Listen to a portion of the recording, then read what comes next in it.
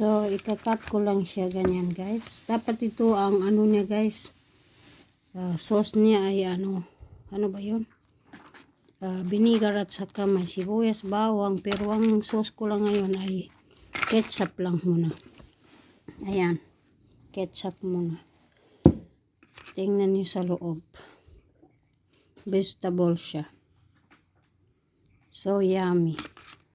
Guys, gagawa tayo ng lumpia. So, magigisa muna tayo ng sibuyas. Tapos, sunod natin yung bawang. Pero, sa ganito. Ito na pala yung ating bawang na tiniklik. Damihan ng bawang, mas masarap ang ating lumpia. Trabaho rin itong ginagawang lumpia.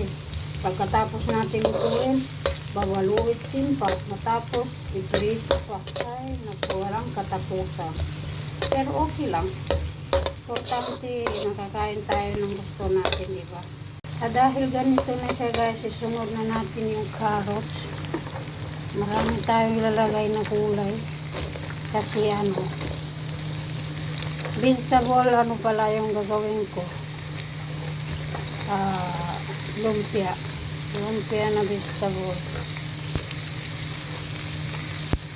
Kasi mas masarap yung vegetable kaysa manok na lang. Wala na tayong litas sa manok. Kaya vegetable muna tayo.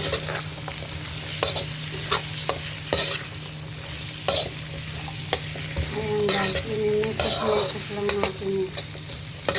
Saka natin isunod ang natapon pa. Saka natin isunod yung baby beans at saka yung ano ba ito? Cabbage, tapos togi. Siyempre maglalagay tayo ng mga ingredients dito guys. Ano siya guys? So ilalagay na natin yung baby beans. Saka natin isunod yung cabbage. Saka last na yung ating togi.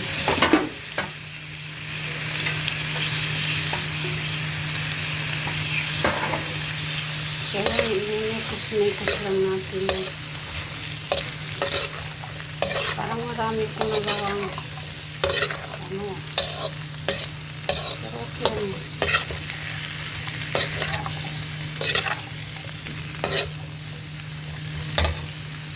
So yan na yan guys. Maglalagay na ako dito ng black pepper. Siyempre naglalagay ako dito ng powder, paprika powder, garlic powder. Mas masarap pag maraming ingredients. Siyempre magic cubes na 2 dahil marami tayong nilutuin ngayon. Wala pa dyan yung ibang gulay. Okay. At siyempre konting salt. Maglalagay pala ako dito konting toyo. Salt konti lang. Okay. So yan, imimikos lang yan natin isa. Tapos ilalagay ko na yung aking cabbage. Dahil dyan guys, maglalagay na tayo ng cabbage. Pinakalas natin ay ang ating togi. Marami pala akong nalagay na cabbage. Imimikos natin yan isa. Kahit mahirap magmekos-mekos dahil may kamera isang kamay. Diba? Pag gusto, may paraan. So, ganito na guys, ilalagay na natin ang ating togi. Ang ating togi hindi masyado fresh kaya ayan, hindi na siya masyado bago. Pero okay lang siya.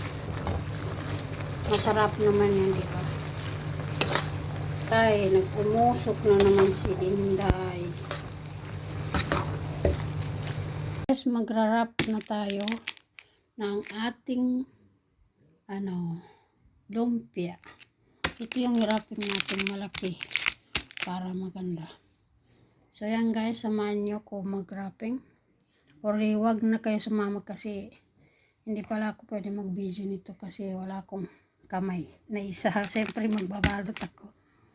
Guys, yung ating finished product guys. Tapos ipiprito na natin siya guys. Malalaki pala ang aking gawa dyan.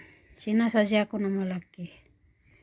So, yan guys. Update ko na lang kayo pag maprito na.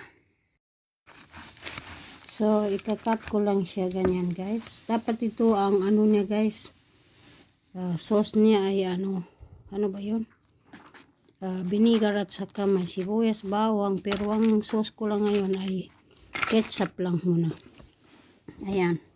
Ketchup muna. Tingnan nyo sa loob. Vegetable siya. So yummy.